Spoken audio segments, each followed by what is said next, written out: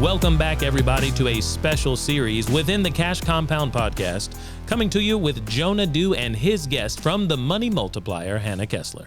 Well, welcome back to another episode of the Money Multiplier podcast. I'm your host, Hannah Kessler, and today I'm joined here again with my colleague, my mentor, my friend, Jonah Dew. Jonah, what's up, man? Hey, everybody. I'm doing well this morning. Thank you for asking, Hannah. How are you? Oh, I'm doing good. And you can probably Very cool. see a new face up on the screen. That's Mr. Kevin Shortle. And Kevin and I, we've known each other for, I don't know, I want to say about a few years now. And you know my father and Mr. Chris Noggle with being in the real estate world. So Kevin, how are you doing today? Doing great. I'm doing great. Looking forward to having a good conversation with you both. Absolutely. Now, Kevin, I call you the notes guy. You're my go-to notes guy. Yeah. So anyway, Kevin's been in the real estate world for over 25 years. So actually, Kevin, he's purchased, renovated, resold over 150 properties and transacted almost 30 million in private mortgages. And he's a well-known speaker. And I actually just saw Kevin up in Buffalo when Chris Noggle had his event. So a few of our listeners have probably seen you live in action. And really, I guess, Kevin, tell us what you do. What is your specialty in the real estate world? Yeah, well, you mentioned real estate and some of the background that I have in real estate, which is really well-rounded. And I've always looked at notes, which is the debt instrument in the real estate side, which I'll further explain. But I've always looked at that as a part of real estate. You know, real estate's a big, broad category. And it used to be when I first got started in this, that notes was considered just a small niche. But the reality is, if you've ever borrowed money to buy real estate, you've been in the note business. If you've ever taken out a hard money loan to flip a property, you've been in the note business. If you've ever sold a property with seller financing, you've been in the note business. And the thing is, I teach people how to get on the receiving end. Most people know the note business of paying on a mortgage. Well, I'm the guy that, likes to be on the other side where the payments are coming in to me. So that's really what the note business is all about. I don't buy real estate. I buy the debt on the real estate, which is a secured debt by that property. So essentially, to put it simply, I become the bank. And that's a good spot to be your own bank kind of thing. Absolutely. That's why we love it, right? To talk about the infinite banking concept, it's all about being the bank, being in control. That's what I like. Good. Right. Good. I was gonna say, Kevin mentioned those magic words. I said we love those words. Everybody listening loves those words. Yeah. Kevin, I'm excited to chat with you because I don't know very much about the note space. So I've got my notebook and my pen here. Ready to listen and learn, just like everyone else who might be listening to the podcast. So I'm very excited to chat with you, and you might have to break it down like on a like a sixth grade understanding level. But I've actually noticed that's one of the things that a lot of people like most about what we do, and I've heard that actually about you, that you can break it down so that way everyone can understand it, and that way if it makes sense for you, want to get involved in it, it's very easy and there's clear next steps. Mm-hmm. Okay. The on a simple basis of what it is, and it's not a direct parallel, but it's a spot that everybody can think through. Most people, now we're going to have some young people that have never written a check, but I hope you all know what a check is. You've heard about a check, right? So maybe that's an antiquated example these days, but when you write a check, what you're essentially doing is writing a promissory note to somebody, right? If somebody hands you a check and says, here's the $500 I owe you, it essentially has on there their promise to pay to the order of, and they put your name in there and the amount, and they sign it, and you get that check. That is really a form of a note. In fact, I don't have my wallet on me here, but if you look at a dollar bill, it says Federal Reserve note. It's a note. What is that note really backed by? What is a dollar backed by? Well, the full faith and credit of the United States. And it says that we can use that for all debt. That's another form of a note. Getting back to a check, when someone gives you a promissory note in the form of a check and you go to a bank to cash it, It's really based upon what that person has the money. They're promising, I've got the 500. Here's a note. You just got to go cash in the note to get your money. Well, sometimes when that happens, you can also have what we refer to in our business as a non-performing note, right? Someone could give you that $500 on the promise they're going to pay, but then you go to cash it and the bank says there's no money in there, non-sufficient funds. So these notes are just promises that people notes that people are promising to pay. So to relate that to real estate, when you go to buy a piece of real estate, typically you're not paying cash. So let's say you're going to borrow money. You have to go to a lender to borrow money. And I'll just say bank as the lender. So you go to the bank and you want to borrow money to buy the $300,000 house, whatever it is.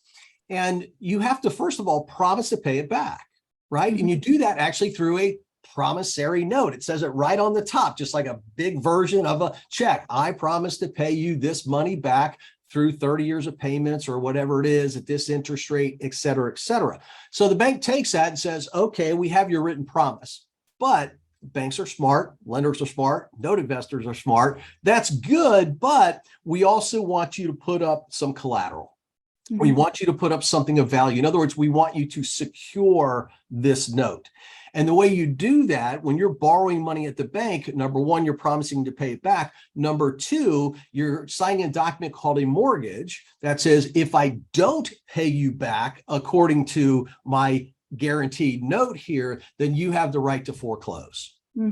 So that's collectively, everybody, calls it the note business. But the reality is we buy secured notes because a note on its own is not it's not collateralized. Going back to that check example, a check could bounce. There's no collateral there. I have legal recourse to the law, but in the case of buying a real estate note, it's secured by that property. So if they don't pay me as they're supposed to do, then I can end up with the property. So that's really what we do. So it's a way of getting cash flow, but I'm not a landlord. So I don't have all of the liability of a landlord. I don't have the responsibilities, the management of a landlord. I don't have people calling me in the middle of the night, just like a bank. And that's the way the note business works. Good. And actually, one thing that I took away from when you were talking in Buffalo just a few weeks ago is the few things that I liked is, number one, you mentioned something about double-digit returns with the collateral being worth more 2 times the investment. I like that. And on top of that, what really resonated with me is you shared that story. I might get a few of the facts wrong, but you shared the story about the widowed mother, right? And how you came in and you helped that widowed mother because the bank was going to go and foreclose on her, but she just had all of this other stuff going on, and you actually helped her. You used those state programs that were out there to help her. And then, hey, when you're back on your feet, now start paying me. I really liked that. You had that human connection with them, where banks, they don't care if you are widowed or lose your job. They just care if they get that check every single month.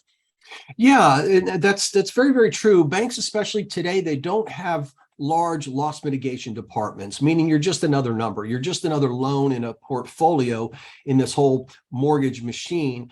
And what a lot of people don't realize is, on that level, banks don't own 99% of the loans that they create. They don't own them. They create them. They make money creating them, but they turn around and immediately sell them to government-backed entities like Fannie Mae, Freddie Mac. Now, those are acronyms for those who don't know: Federal National Mortgage Association and the Federal Home Guarantee Loan Corporation, which are quasi-government companies that buy these loans, along with Ginnie Mae, which is wholly owned by the government. Not to get too deep into the woods on that, but essentially banks do the same thing. They create paper, they create a loan, and then they sell it. And they actually do sell it at a discount. So they get capital back to do what? Create more loans. And that's how the whole system works. So how does a bank really make money? They make money by collecting upfront fees in originating the loan, and then they make continued revenue by becoming the servicing company for those government entities. In other words, so they collect the principal, interest, taxes, and insurance and late fees or what have you every single month. They are able to charge a fee for that, but they also hold the money for free that you pay for taxes and insurance. For most people, your property taxes and your insurance is due one time per year, some places twice per year. But imagine all the free float that banks make on millions and millions and millions of loans, hundreds of millions of millions of loans across the United States. They're making free float on the money that they're just holding, which they'll pay out one time per year. So that's really where banks make their money. So because there's no personal attachment, Hannah, as you were saying, you don't pay, it just goes through a system. It's a systematic approach. They might call about trying to get the loan to work again a couple times, but if you're not paying, okay, that one's 90 days past due, you're done. And that's essentially the cutoff. But if Jonah were to buy a note and Jonah's invested $50,000 of his own money in this note, and the house is worth $100,000, so he knows he's protected. Right? The house is worth 100. These folks owe $60,000 and Jonah buys that note for 50. He's got a safe investment. You'll notice he paid less than what the balance on the note was. That's his discount, which increases his return. We don't buy notes and tell somebody, hey, we own the note, your note's only 5%. That's not good enough for me. I'm gonna raise it to 10, right? We can't do that. What we do is we buy it at a discount and the discount increases our return. Okay, the borrower still pays the same amount of money.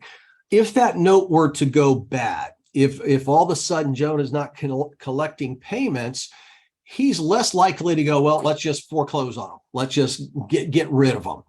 And I don't know, again, a single person that ever got into the note business that at least I've encountered that got in this business and go, oh man, I can't wait to foreclose on people and take their homes. It's just not a reality. The reality is he wants to work with people. In fact, Jonah might have bought, in my little example here, a note that when he bought it, it wasn't working. But all the signs were there. They're wanting to pay. They're taking care of the house. They're still paying their property taxes. And you see these little signs when you learn the business going, this person's trying, so let me come in. And in that case, maybe Jonah only pays $30,000 for that same note because it's broken. It's not working. And then he's got enough room in there where he can do a workout solution with that borrower to keep them in their home, which may or may not involve, the government funds. The government funds would be his go-to plan. Second would be without the government funds. And, it's the percentage of times that we foreclose on people in this industry, although it's not tracked. I don't know how you could track it. In my experience in over 30 years, it's such a small percentage of time because we always try to do some kind of a workout.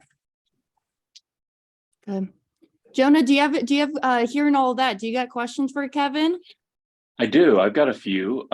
So I really like your example. That was one of the things I was saying earlier about keeping it really simple. So I guess I'm wondering, is there if someone was interested in working with you, is there any type of, well, I guess what I'm wondering is how does the due diligence work? Is it on the person to kind of research and learn, or do you kind of have a system where, hey, we'll walk you through these first couple steps on your first note or second note, so that way you get it? How does that just work working with you specifically?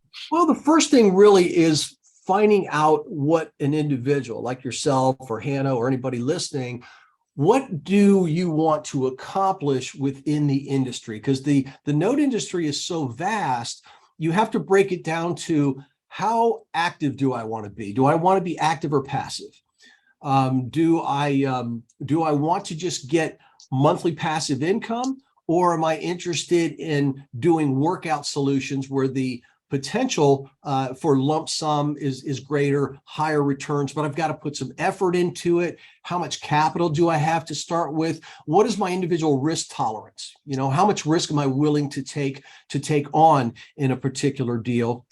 And what reward am I looking for in a potential deal? So you really kind of have to think about first, once you're exposed to what everything that the industry can do, is narrow it down to where should I get started? And that's number one, because again, you can buy just like real estate. And I think most people can relate to this.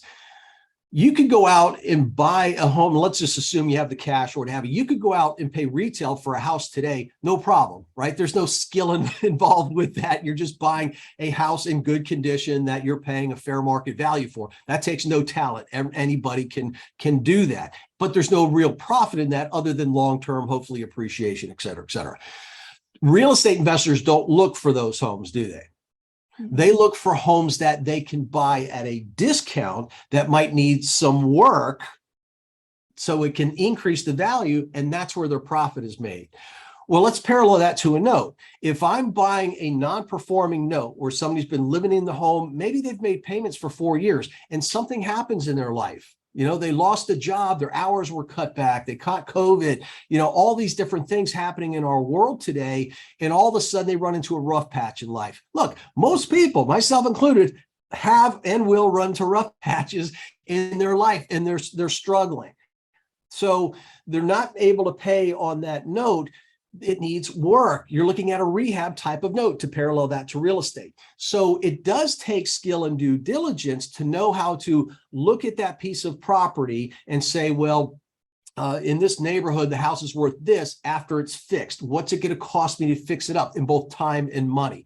We do the same thing in the note business. This note is broken. It's not working. But if we were able to get it working, we could increase the value to it. We could turn around and sell that note later on. We could just keep it for cash flow. And one of the cooler things, which is a little bit more advanced, we can even sell part of a note. Unlike real estate, I can sell a note multiple times versus just selling one time on real estate, which is kind of a cool concept, not to muddy the waters there. But that's the sort of thing that you look at. Now, there's other notes that you can buy. And I've got a couple of right now where these people have been making payments in this home for 12 years. And their payment history is rock solid. They might have a 30-day late here and there over the years, but they're paying every single month.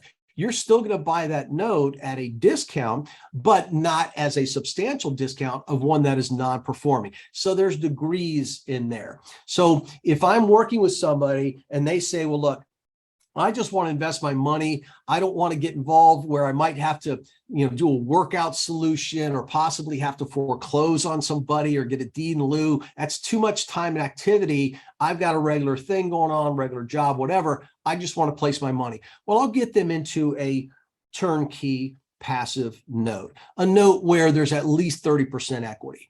The people have been making payments for 2 years, and you can get double-digit returns. I mean, that's just a great note to have. Other people who are a little bit more aggressive, they're looking for real estate. And this is another way that you can buy real estate, to go to the other extreme. I want to buy a non-performing note on a vacant property. So I take the person out of the equation. I'm going to focus on short foreclosure states. Perhaps if I'm going after a property, I might look at Georgia, Missouri, short foreclosure states, where in Georgia, 90 days and less than $1,000 to foreclose. So if I can buy a non-performing loan on a vacant home in Georgia at a substantial discount, I know I'm going to end up with the property, but I'm not even having to kick anybody out. It's vacant right now. And I'll have that thing within 90 days and less than $1,000.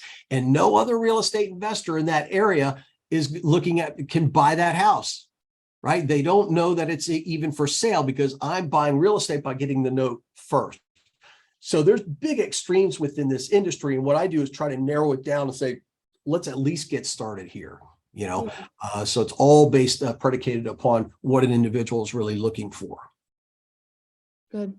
Money Multiplier listeners, you see why I call him the note guy now? No, very good, Kevin. Actually, that was going to be one of my questions too. If folks have a 9-to-5 job, how much time do they got to spend to this?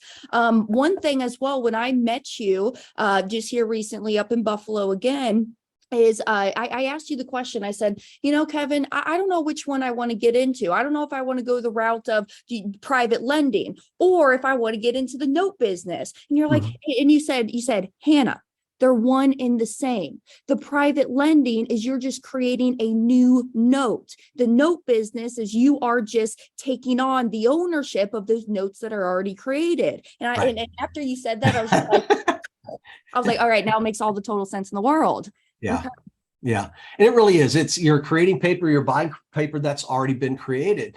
So your due diligence, well, I don't think, Jonah, I don't think I fully answered your question. On the due diligence side of it, we do look at, well, what's our collateral worth, right? So we do have to understand the underlying value of the real estate. We have to also, though, understand the contract that we're buying.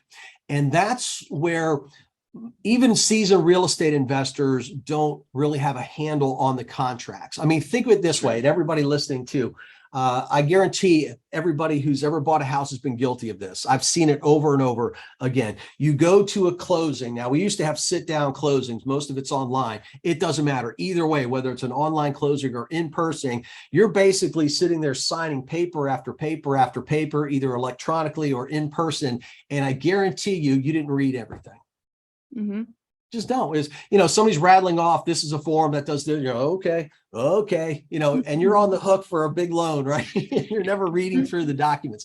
One of the things that I have to teach people is when we're buying a note that's secured by a mortgage, we got to know what's in the note and what's in the mortgage, because those documents contain the rights and responsibilities for both parties, the lender as well as the borrower. So you don't have to read them from start to finish every single time, but you have to go to key paragraphs to understand who's responsible for that. What if they don't live up to this? What if they do? What do I have to do? All these things are in the documentation. And then we look the same way at real estate as we do with notes as far as chain of ownership. When a note was created, so in Hannah's example, if Hannah creates a note, and maybe she's buying a property. Maybe she bought a property through foreclosure, what have you. And Hannah buys the property, she fixes it up, and now she's going to sell it with seller financing because she can make more money that way and sell it quicker. Great. So she creates a note. So she converted her investment from property, real property, to paper now. She doesn't own the real estate anymore. She sold that, but she has the paper, the note, and the mortgage. That is another asset. So she can hold on to that asset and just enjoy the monthly income that comes in from that, or she can take that and sell it.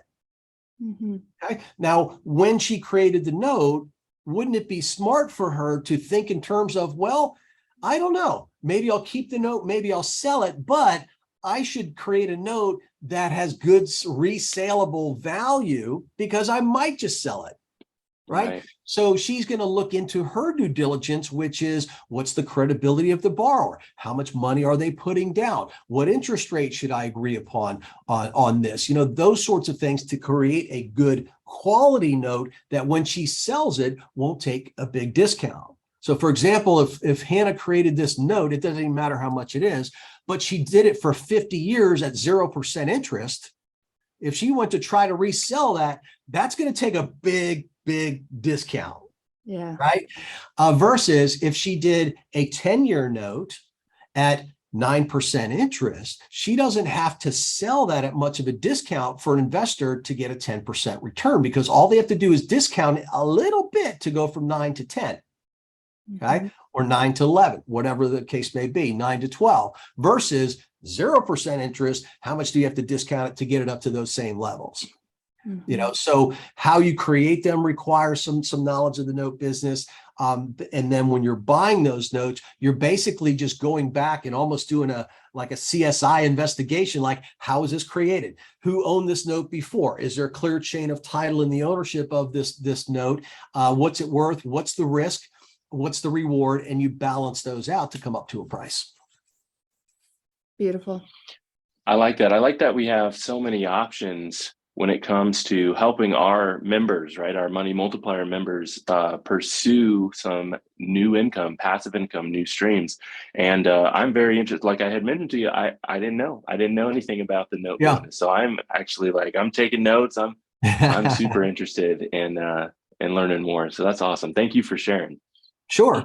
Yeah, one of the things Hannah, in Buffalo and stuff, I like to teach through stories, and I show deals all the time because I look at deals all the time. But a typical example, again, so everybody can wrap their head around it, especially in these days where property values have appreciated, loans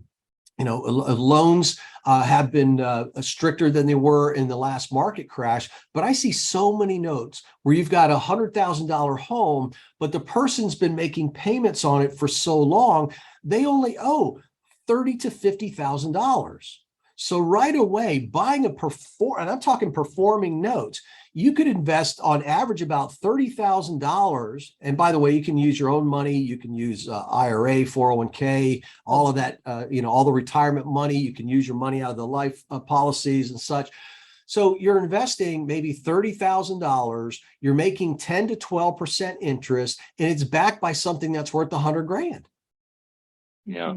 And you don't have to do anything other than check the boxes, verify the seasoning. I'm looking at the payment history. They're showing me third-party proof of that. I can see when the note was created. I can see maybe it was sold once before. All the documentation is there. I get a BPO done on the property, broker's price opinion, for those who don't know. So I have a local real estate agent essentially appraise the property for me, might even get a title report, probably should get a title report on that thing.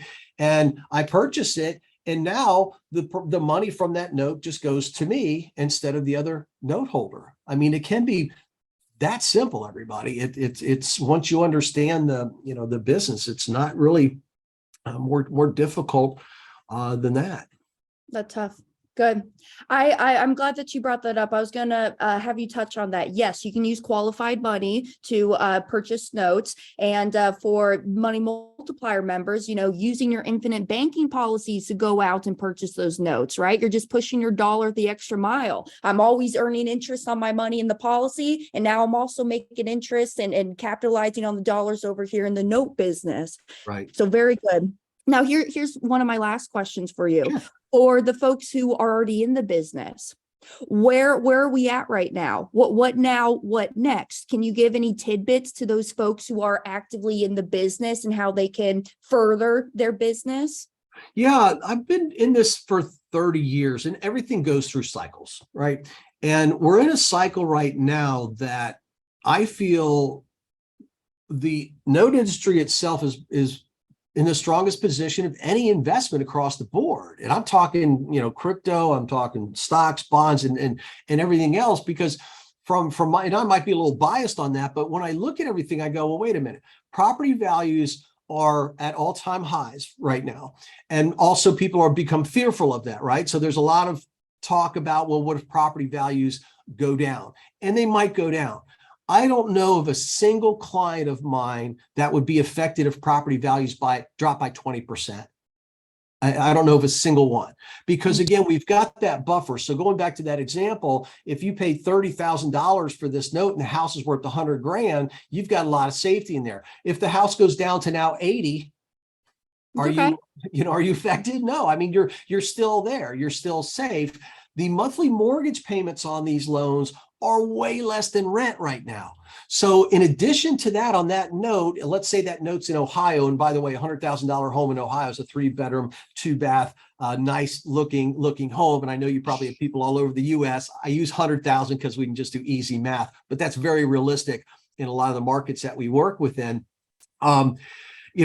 Rent on the homes would be the same thing. You could look up rent on like Rent-O-Meter or something. You're going, all right, these people are paying $500 a month. The house would be $1,500 a month to rent.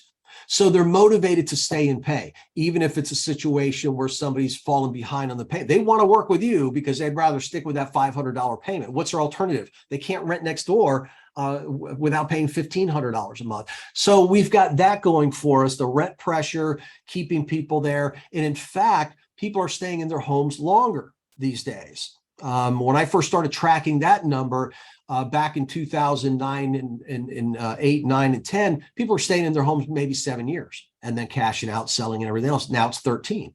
So people are staying longer. They're paying longer. The rents are putting pressure for them to stay. Property values, even if they do go down, there's still equity in a lot of these loans.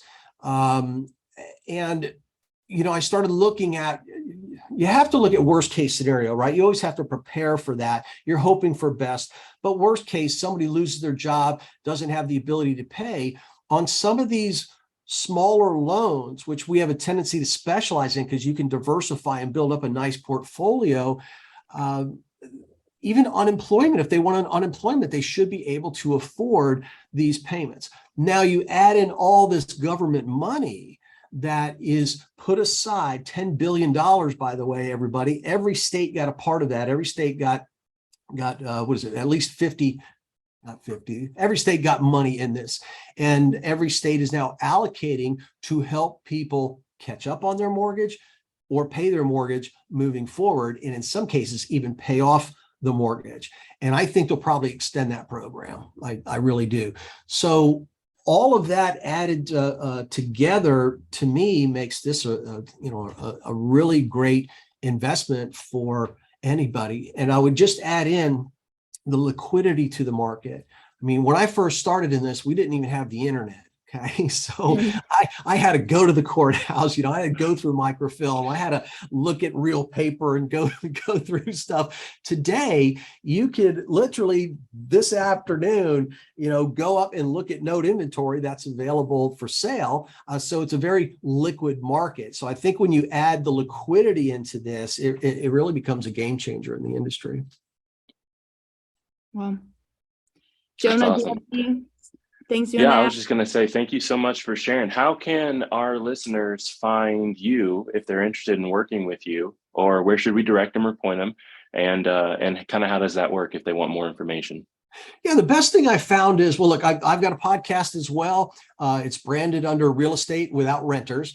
I also have a best-selling book called Real Estate Without Renters. So that's kind of my theme. My website, realestateWithoutRenters.com. So if you want to find out more about me, you can look at Real Estate Without Renters. You can look up my name. I've got a YouTube channel as well. So if you're just looking for more information on what I teach, I even do these little tip of the days on Twitter and Facebook and LinkedIn. So I'm not hard to find. If you do a little Google search, you'll find me there or on YouTube. But what I've found that works best for people who I've really piqued your interest and you want to learn more and how you can work with me, because I do work directly with people. I'm an educator and a mentor in this business.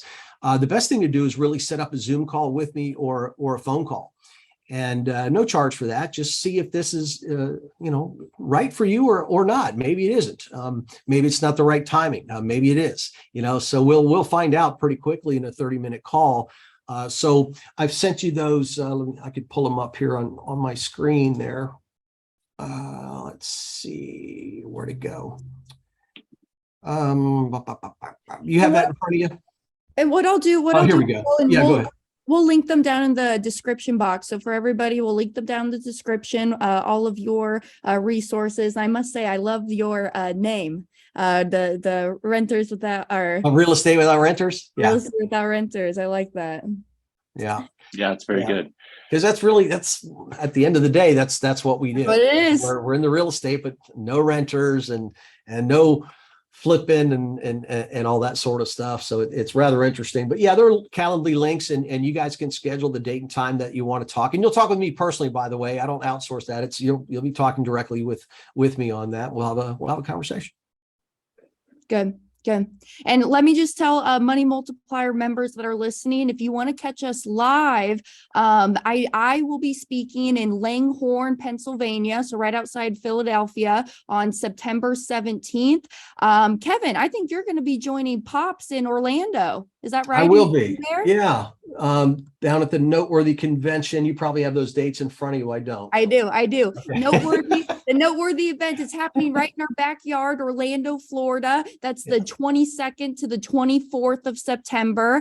And then the following week after that, we're coming to the West Coast, y'all. So we'll be in Phoenix, Arizona, the 28th of September to October 2nd. So we'll link those down below as well if you want to come and catch us live.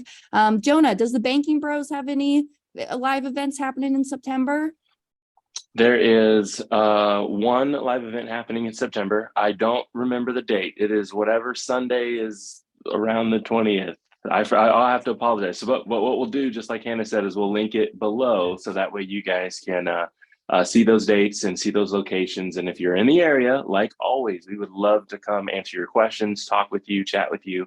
And again, if you're going to Orlando, you can talk to Mr. Kevin here in person. So that'd be awesome if you're around that area. Yeah. That's it. Excellent. All right, y'all. Well, thanks for joining in, Kevin. Thanks for your time today. You're an expert. You're a rock star, my man. So thank you for just spending a little bit of knowledge in your big noggin of yours. My pleasure. I enjoy it. All right. We'll catch you later. Great. Bye, y'all. Thanks. Bye, everybody.